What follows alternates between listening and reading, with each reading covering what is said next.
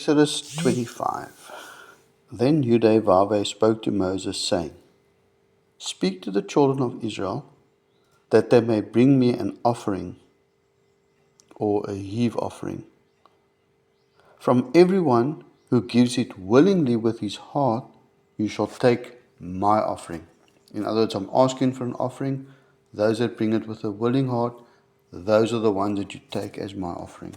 And this is the offering which you shall take from them: gold, silver, and bronze, blue, purple, and scarlet thread, fine linen and goat's hair, ram skins dyed red, badger skins and acacia wood, oil for the light, and spices for the anointing oil and for the sweet incense, onyx stones, and stones to be set in the ephod and in the breastplate. And let them make me a sanctuary, that I may dwell among them. So now the Lord tells them, collect all these items, and he lists it for them. And then he says, and further, I want you to make me a sanctuary, because I want to be dwelling here among you. We know that God doesn't dwell in temples made with hands, but he wants his presence to be with them. Verse 9. According to all that I show you, that is the pattern of the tabernacle and the pattern of its furnishings, just so you shall make it. So he said, I'm going to show you the pattern is like the design, the diagram, the drawing of the tabernacle. And also there's going to be some furniture or furnishings inside, or the way I want you to make it. I want you to listen to me. And they shall make an ark of acacia wood. 2.5 cubits shall be its length, that's how long. 1.5 cubits its width, that's how wide I want it. And 1.5 cubits its height. So it gives them all the dimensions to build like what we would call maybe a box. And you shall overlay it with pure gold, inside and out you shall overlay it, and shall make on it a moulding of gold all around. You shall cast 4 rings of gold for it, and put them in its 4 corners. Now it's interesting, when you see some designs, you sometimes see the rings at the top, sometimes you see the rings at the bottom, and it's not specified here. 2 rings shall be on one side, and 2 rings on the other side. And you shall make poles of acacia wood and overlay them with gold. You shall put the poles into the rings on the sides of the ark, and the ark may be carried by them. So you can't touch the ark, you can only lift the ark up by the poles, you can carry the ark around by the poles. The poles shall be in the rings of the ark, and they shall not be taken from it. And you shall put into the ark the testimony which I give you. You shall make a mercy seat of pure gold. 2.5 cubits shall be its length, and 1.5 cubits its width. So now he's talking about the top of this structure, this box structure that you're going to make. And you shall make 2 cherubim of gold. Of hammered work you shall make them at the 2 ends of the mercy seat.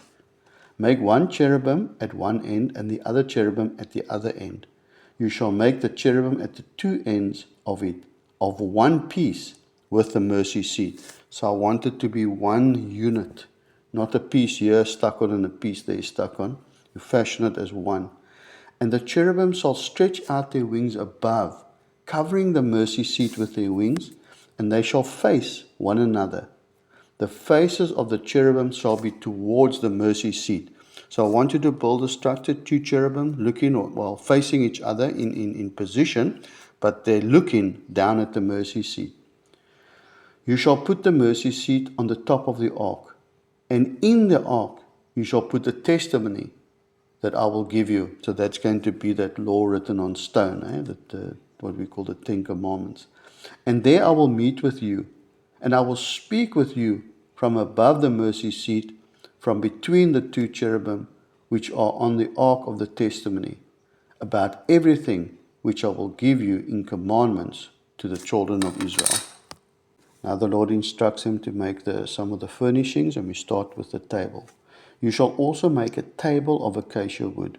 2 cubits shall be its length, 1 cubit its width, and 1.5 cubits its height. So again, specific instructions. And you shall overlay it with pure gold, and make a moulding of gold all around.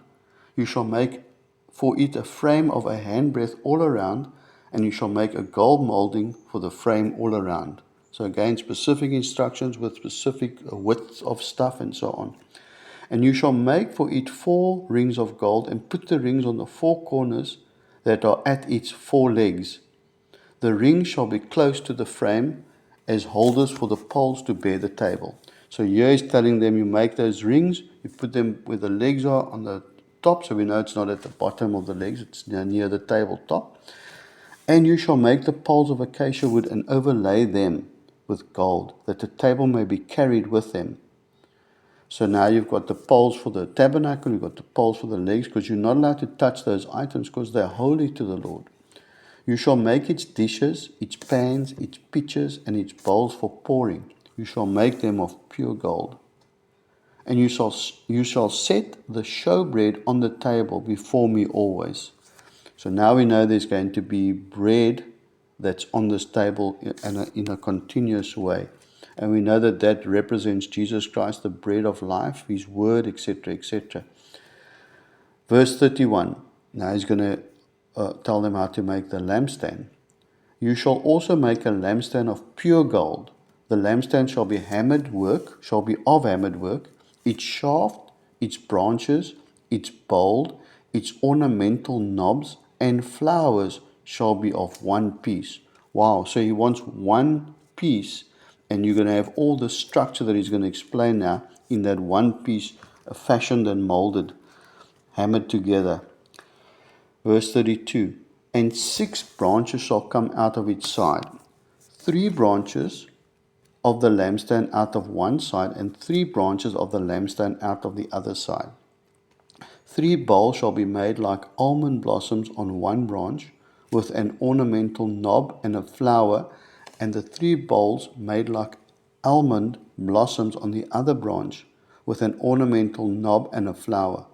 And so for the 6 branches that come out of the lampstand. So you're going to make them all the same for all 6 branches.